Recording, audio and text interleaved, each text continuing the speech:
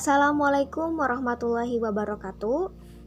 Perkenalkan, nama saya Diah Adeliana dari Universitas Nahdlatul Ulama Cirebon, mengambil prodi Pendidikan, Bimbingan dan Konseling, Fakultas Keguruan dan Ilmu Pendidikan. Pada kesempatan kali ini, saya akan menjelaskan mengenai kompetensi seorang guru. Setiap orang yang menggeluti suatu profesi tentu diperlukannya suatu kompetensi agar bisa diakui. Nah, seorang guru pun memiliki kompetensi tertentu agar bisa memaksimalkan dalam mengajar murid-muridnya. Nah, untuk mengetahui apa arti dari kompetensi seorang guru, yuk kita simak.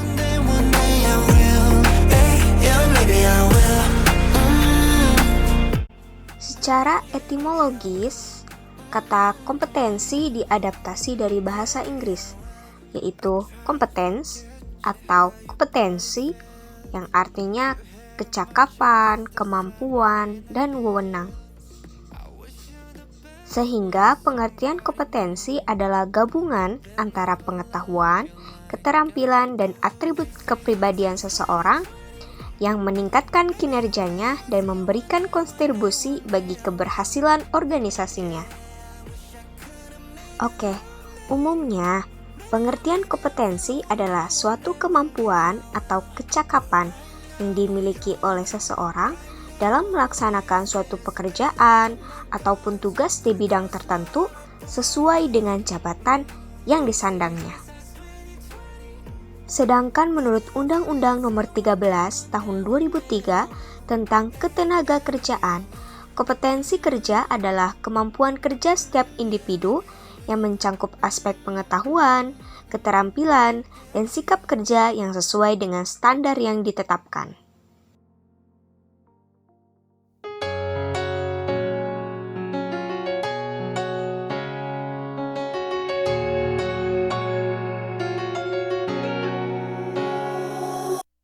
Kompetensi guru memiliki jenis-jenisnya. Di antaranya, yang pertama adalah kompetensi pedagogik. Kompetensi ini meliputi pemahaman guru terhadap peserta didik, perancangan dan pelaksanaan pembelajaran, evaluasi hasil belajar, dan pengembangan peserta didik untuk mengaktualisasikan berbagai potensi mereka yang dimilikinya. Nah, seperti apa sih untuk indikator dari kompetensi pedagogik? Dalam memahami peserta didik, seorang guru dapat memanfaatkan prinsip-prinsip perkembangan kognitif, prinsip-prinsip kepribadian, dan mengidentifikasikan bekal ajar awal peserta didik. Indikator esensial dalam merancang pembelajaran adalah dengan memahami landasan kependidikan, menerapkan teori belajar dan pembelajaran, menentukan strategi pembelajaran berdasarkan karakteristik peserta didik, kompetensi yang ingin dicapai, materi ajar, dan menyusun rancangan pembelajaran berdasarkan strategi yang telah dipilih.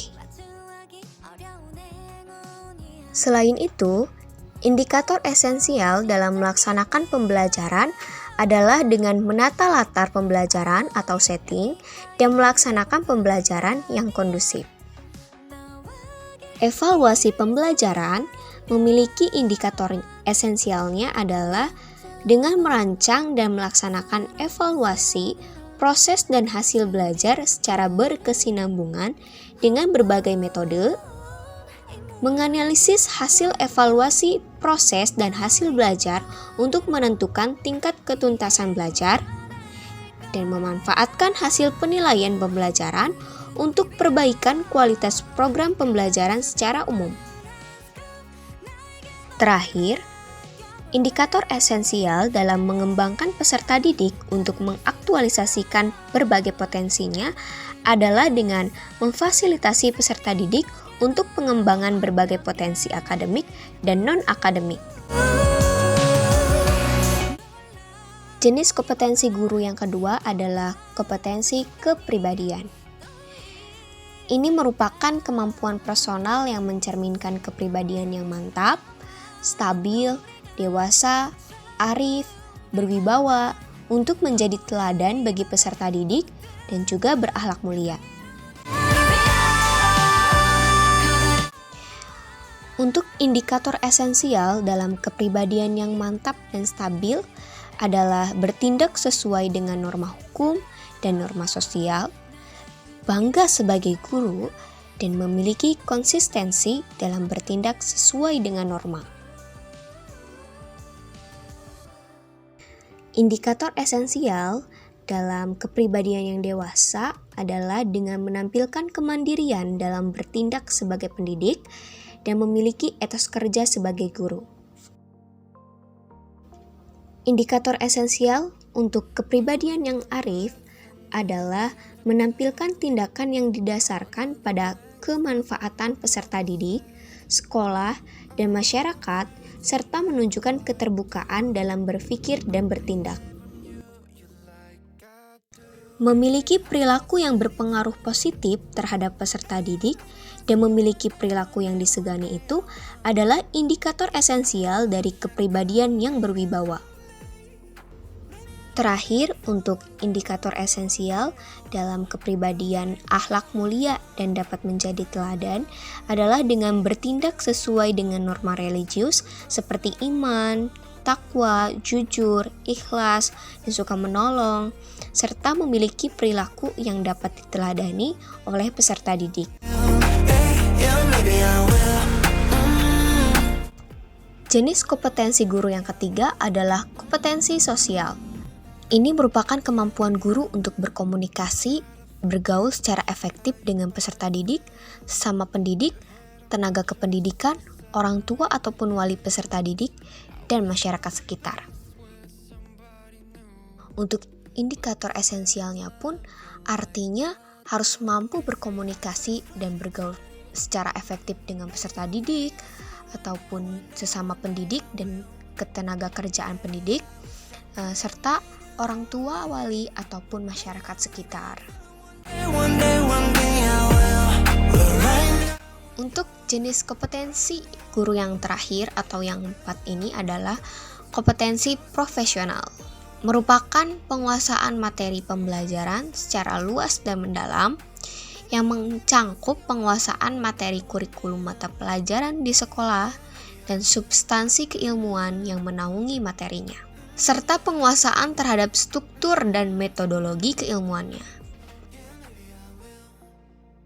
Untuk indikator esensialnya adalah dengan memahami materi ajar yang ada dalam kurikulum sekolah, memahami struktur, konsep, dan metode keilmuan yang menaungi dengan materi ajarnya, memahami hubungan konsep antara mata pelajaran terkait, dan menerapkan konsep-konsep keilmuan dalam kehidupan sehari-hari.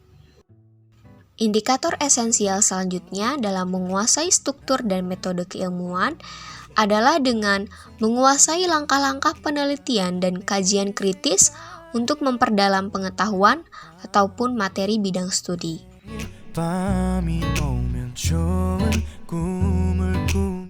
Selanjutnya, contoh konkret dari kompetensi dasar ini, seorang guru bisa menguasai teori belajar dan prinsip mengajar yang efektif, dapat mengembangkan kurikulumnya tersebut, lalu membuat aktivitas atau kegiatan yang mendidik ketika pembelajaran misalnya, dan memanfaatkan teknologi dalam pembelajaran. Selain itu, bisa memfasilitasi potensi siswa untuk lebih berkembang, mampu berkomunikasi efektif, santun, dan empatik. Sebenarnya, alasan apa sih seorang guru itu harus memiliki kompetensi dasar? Karena ketika seorang guru dapat menguasai kompetensi dasar ini, seperti kompetensi pedagogis, kepribadian, sosial, dan profesional, maka guru tersebut melakukan sebagai mestinya menjadi seorang guru. Dan peserta didik ini memang memerlukan guru yang memiliki kompetensi dasar agar pembelajaran juga bisa berjalan dengan baik gitu. Lalu apa yang terjadi ketika seorang guru tidak memiliki kompetensi dasar dalam menjalankan profesinya. Peranan guru kan sangat menentukan dalam usaha meningkatkan mutu pendidikan ya. Lalu guru kan sebagai agen pembelajaran yang dituntut untuk menyelenggarakan proses pembelajaran dengan sebaik-baiknya. Jadi, ketika guru itu kurang terlatih, tentu akan mengakibatkan peserta didik untuk menerima materi pun akan kurang gitu. Contohnya, ketika guru tidak memiliki keterampilan dasar seperti matematika ataupun ilmu pengetahuan dengan baik, kurang baik, pasti keduanya akan bingung antara guru dan siswa tersebut. Maka pembelajaran pun akan kurang optimal gitu, karena guru kompetensinya di situ rendah gitu. Nah, itu tadi penjelasan mengenai kompetensi yang dimiliki seorang guru. Terima kasih yang sudah menyimak. Semoga bermanfaat. Sampai jumpa di video berikutnya. Wassalamualaikum warahmatullahi wabarakatuh.